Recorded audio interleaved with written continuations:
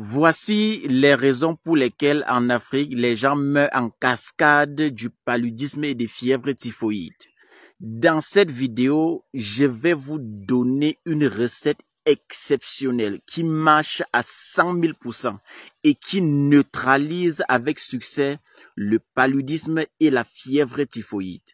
En regardant entièrement cette vidéo, tu vas découvrir certainement pour la première fois la recette qui marche avec succès et soigne définitivement le paludisme et la fièvre typhoïde.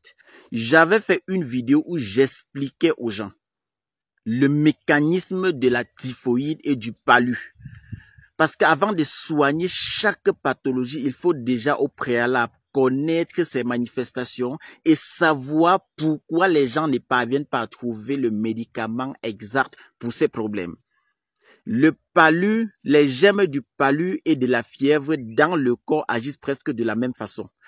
Prenons par exemple même rien que le cas du paludisme, parce que le germe de ça, c'est le plasmodium. Et sa cellule cible, c'est des hématies. Lorsqu'on a le plasmodium versé partout dans notre corps, la cellule cible, c'est des hématies, ce qu'on appelle les globules rouges. Ça se nourrit du sang. Ça se nourrit du sang. Vous allez voir que beaucoup de personnes, une fois atteintes du paludisme, commencent à devenir anémiées.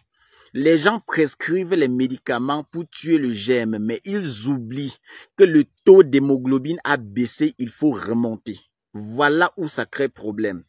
Regardez maintenant le côté de la typhoïde. Le germe, c'est la Salmonella typhi, causé par tout ce qui est souillé. Lorsque vous consommez avec les mains souillées, vous pouvez contracter quoi? La Salmonella typhi. Si vous mangez dans un plat souillé, vous pouvez contracter la Salmonella typhi. Vous pouvez consommer l'eau souillée. Tout ce qui est souillé, il y a la Salmonella typhi à l'intérieur. Et dans le corps, ça agit, les symptômes sont presque pareils, sont presque identiques. À la seule différence que le germe du paludisme se nourrit uniquement des globules rouges. Donc, lorsque vous avez le palu, observez le mécanisme. Quand vous avez le palu, qu'est-ce qui se passe? Par moment, vous chauffez, par moment, la température descend. Cette variation, qu'est-ce qui peut causer les variations de température? Parfois, vous chauffez, parfois, vous devenez glacé. Pourquoi la température augmente? Quand le plasmodium se déplace, migre pour aller manger les globules rouges, qui sont vos hématies.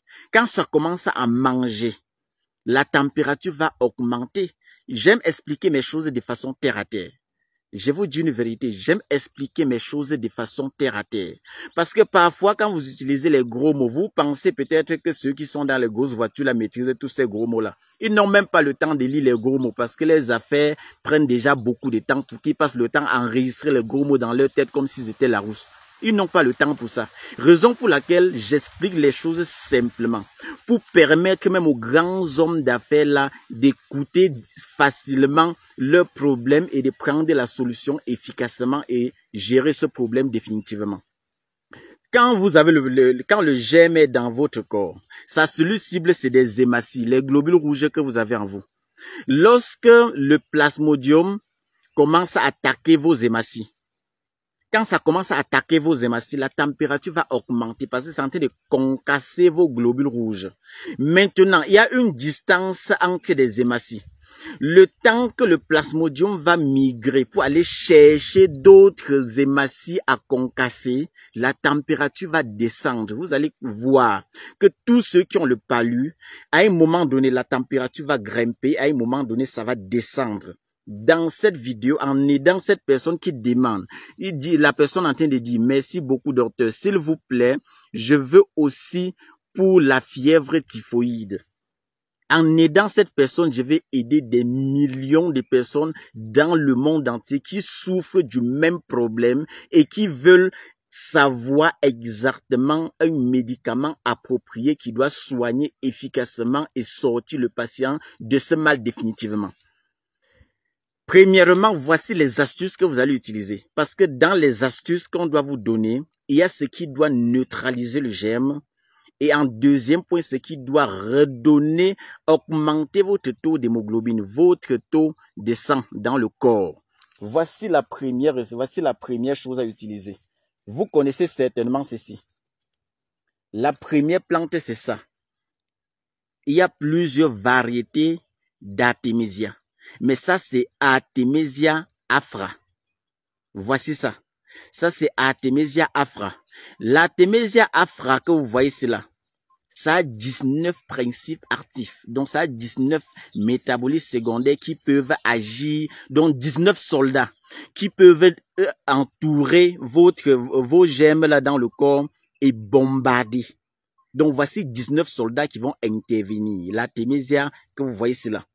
Et ça, c'est la première des choses que vous allez chercher. L'Artemisia ici.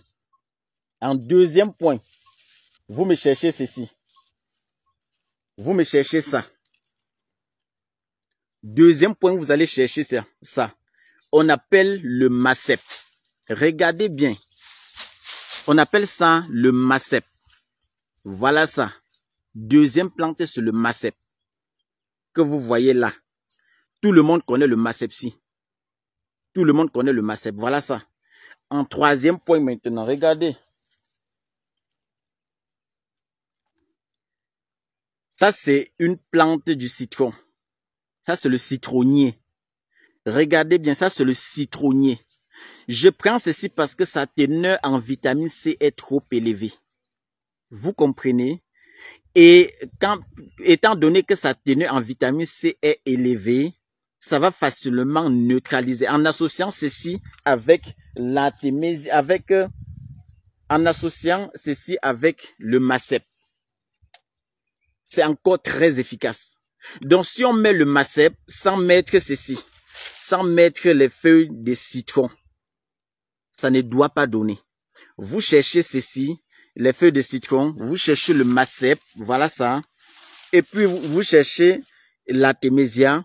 Maintenant, ça, c'est ce qui va neutraliser ces virus-là en vous. Ce qui doit neutraliser et écraser les virus.